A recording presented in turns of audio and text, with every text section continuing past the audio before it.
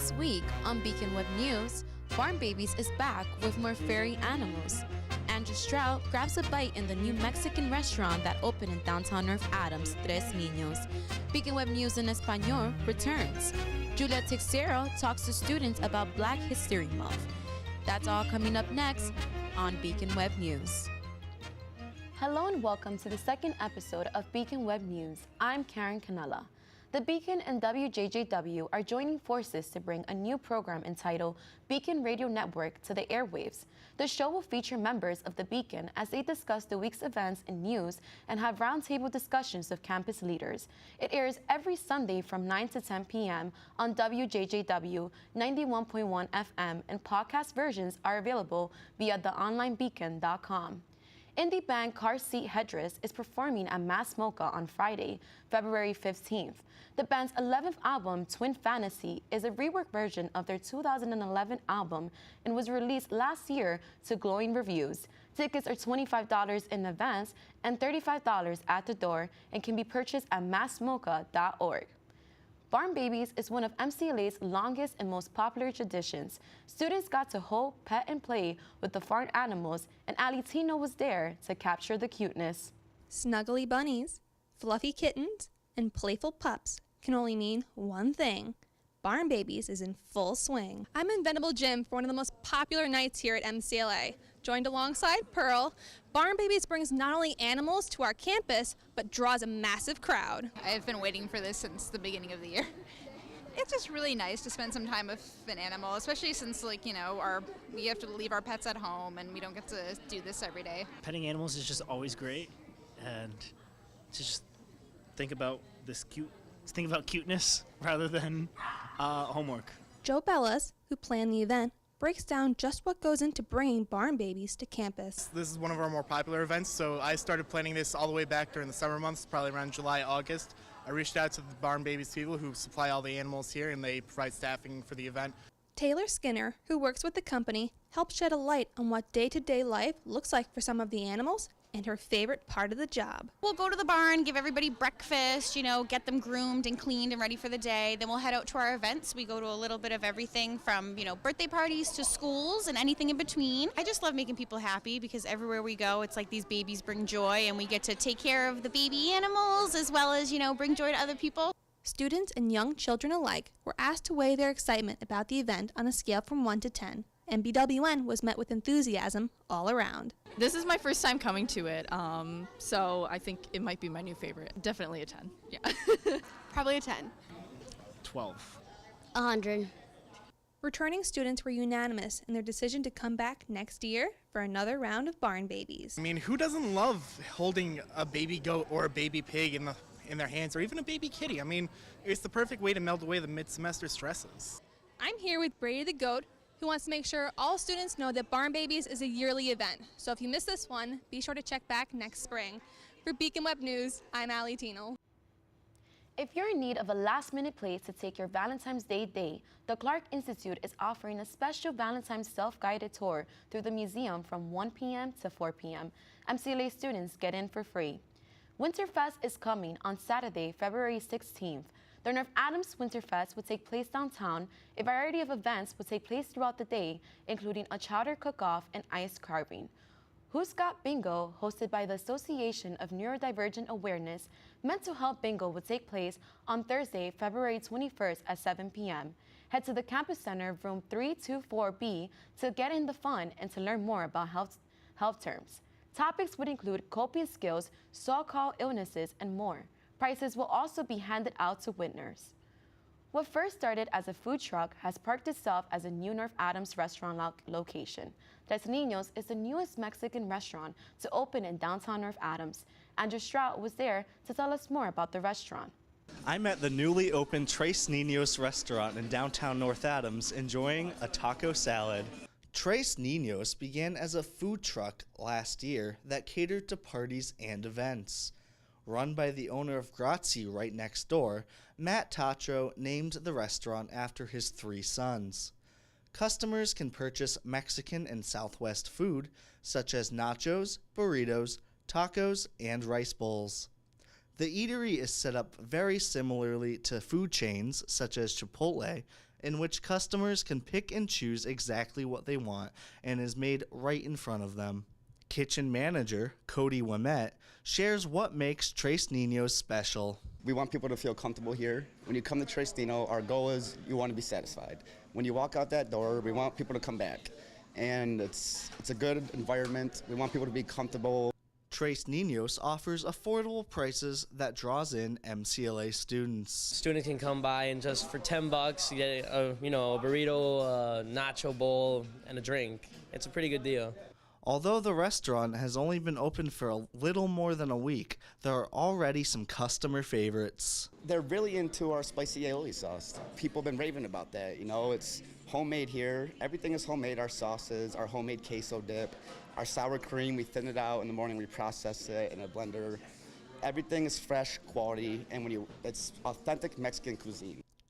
The restaurant also offers merchandise and a small area for people to enjoy their food, and the atmosphere is welcoming with the various decorations on the walls. It's young, it has youth, it has energy, and all the red, it pops out. It's a very nice addition to North Adams, with Mass Mocha being so close by. Tres Ninos is open every day from 8 a.m. to 3 p.m.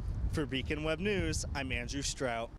Beacon Web News en Español is back. Beacon Web News en Español regresas. Vamos a incluir este segmento en español para nuestra comunidad hispana.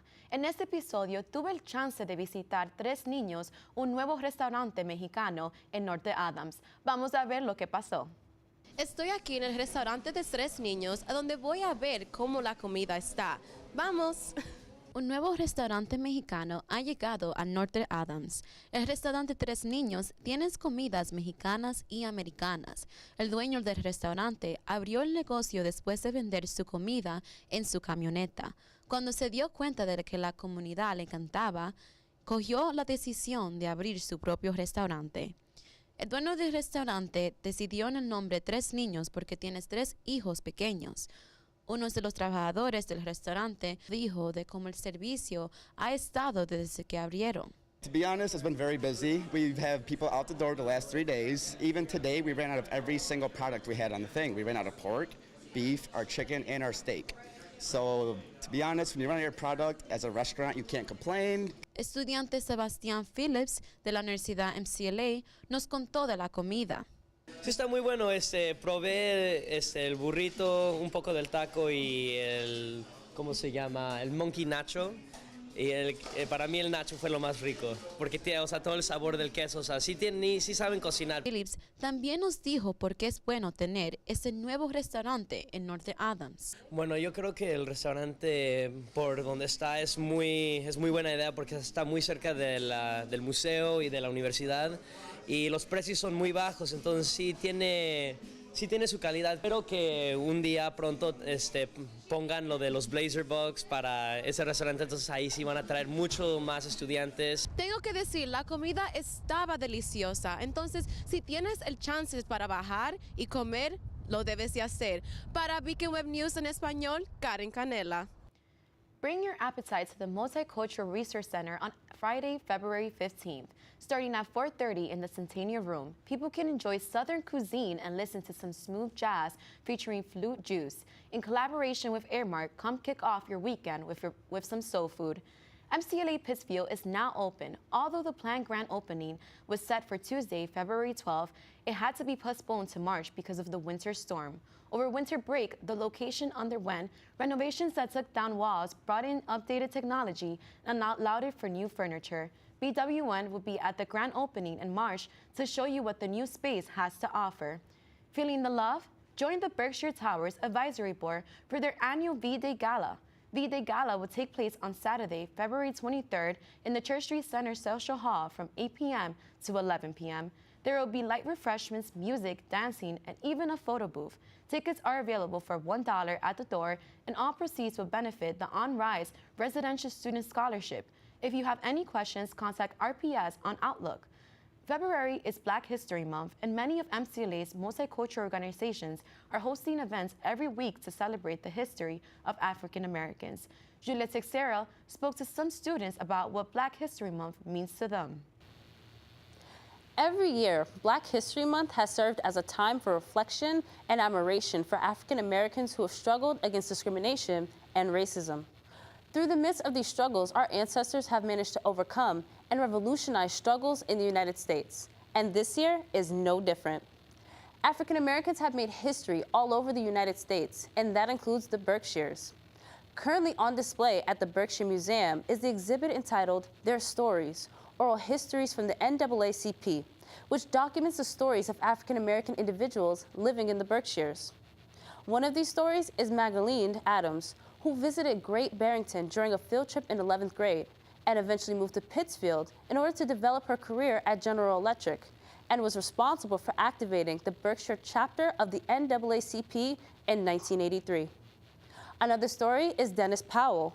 The Pittsfield, Massachusetts native is an Army veteran and is currently serving his third term as NAACP chapter president. And Margaret Hart of Williamstown became the first Black graduate of the State Teachers College of North Adams in 1935. She went on to become the first Black teacher in Pittsfield. These are just a few of many stories of African Americans making an impact in the Berkshires. That same energy is felt today on the MCLA campus as students sound off on the importance of Black History Month. Black History Month means that we're honoring our ancestors that have passed and that have paved the way for us to become more intellectual. You know, we've had many Black role models in the past, and they've helped us out to stay strong and believe in what we want to believe in. To me, I think it's everyone coming together as one, which is what I love. Black History Month to me it just means that it gives us a time to reflect. A time that I'm allowed to be myself and my most authentic self, whatever that means. There's no one way of being Black, but there's always the right way to embrace it and celebrate it. It's all about learning other people's cultures, understanding a culture and a history that's beyond our own. The United States is not just the Pilgrims, white people. It's not just the 13 colonies. It's multiracial, multi-groups, multi-languages, and it's important to learn about everybody. And I actually look up to a lot of Black role models who have helped me keep my mind of thought and, to focus on what I want to be and for me to follow my dreams. Black History Month just allows me to actually be myself without worrying about what other people are thinking, and then reflect on all the people that have allowed me to get to the stage in my life where I could wear what I want to, be what I want to be like, without having to feel like I have to fit into a certain mold or act a certain way. I was shocked to see how few African Americans there were in this area. However, I was pleased to learn of the rich historical impact that people of color have made here throughout history. And for Beacon Web News, I'm Julia Texera. In need of a space to get the creative process going? Visit the Ashton Street Project Space at 15 Ashton Street.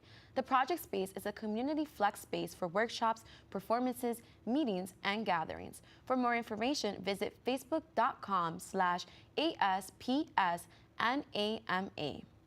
Two Berkshire County men were each sentenced in Pittsfield to more than a decade in prison for raping a woman. Both men are expected to serve different sentences based on their history of misdemeanors and shoplifting charges. The victim was raped in January 2017 by both men when she was 19 years old. Both men were charged with 2 counts of aggravated rape. A motor vehicle accident claimed the life of 26-year-old William Michael Marissid on February 10th. Marissid was driving east on Lanesboro Road when his vehicle crossed into the westbound lane, exited the roadway, and hit a tree. Marissid was pronounced dead in Berkshire Medical Center shortly after the crash. Authorities are still trying to determine what caused the vehicle to exit the roadway. The accident is still under investigation.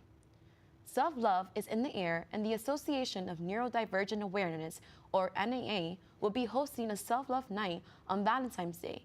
Come show self-love by illustrating self-portraits and making lists of what makes you happy. The event is Thursday at 7 p.m. in Campus Center Room 324B. Take note if Arjun Balarjan is back this week. In this episode, he encourages students to get in and stay involved in student government.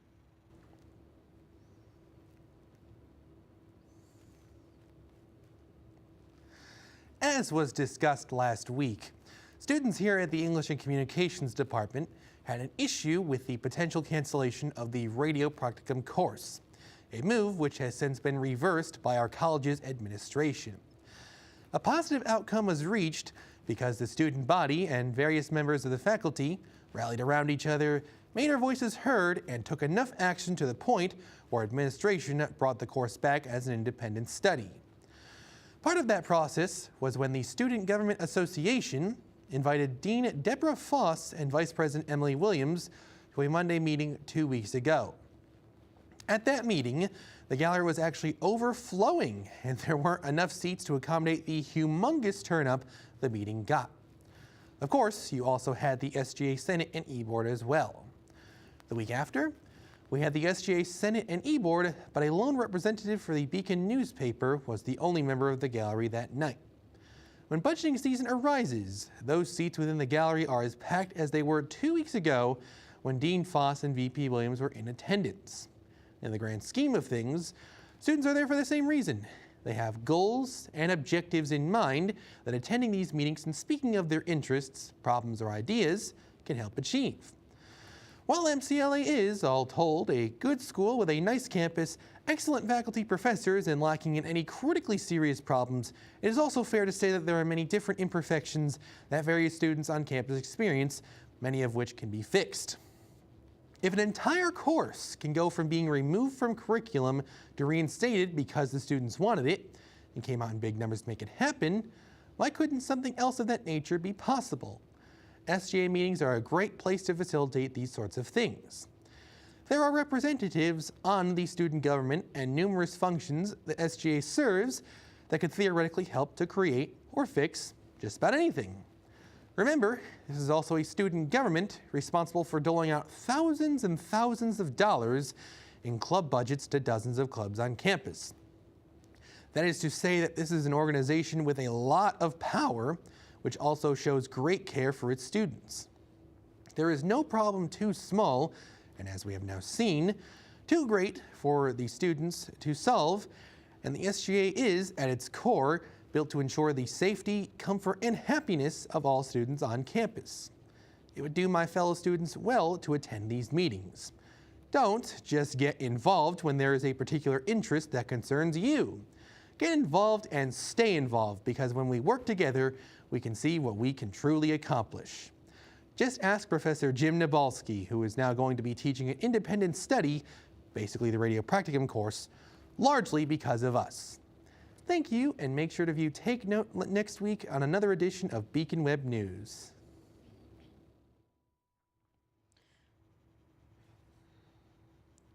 Come work up a sweat with student choreographer Margaret Antonio and the Multicultural Resource Center for a full session of African dance movement on Saturday, February 16th at 7:15 p.m. in the Campus Center Dance Complex.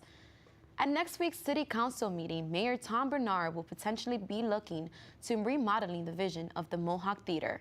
The building has sat empty for more than 25 years as no development plans have so far been seen as viable. On the subject of the potential plan, Bernard has said that there are people out there with ideas worth exploring. If the City Council approves of Bernard's request, then it will empower him with the ability to decide the fate of the theater. That is all for this week's episode of Beacon Web News. Make sure to follow us on Facebook for updates and information.